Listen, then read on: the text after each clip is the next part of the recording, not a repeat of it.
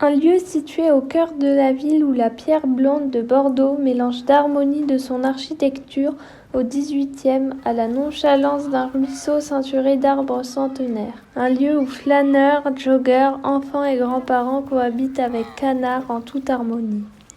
Notre jardin public est ce lieu-là. Il a accompagné la vie de tous les Bordelais depuis sa création en 1746.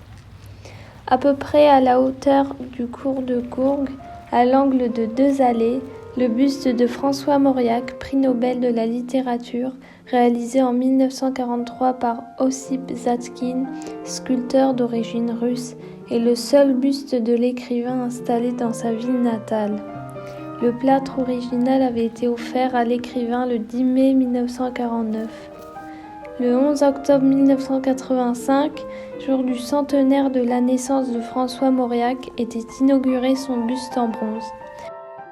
Вы не поверите, писал Цаткин, если я вам скажу, что лепить этот бюст было для меня попыткой заглушить ностальгию. Invisible depuis la voie publique, au milieu des arbres et soumise aux caprices du vent et de la lumière, l'œuvre interroge à l'infini en raison d'une très grande richesse symbolique. Zadkine, avec une grande finesse artistique, nous propose derrière l'aspect lisse d'un visage de parfait bourgeois bordelais, un portrait en creux où ombre et lumière pénètrent et révèlent au gré du temps et de la couleur capricieuse du ciel les tourments infinis qui habitent l'homme et l'écrivain. Ce buste fut victime régulière d'actes de vandalisme.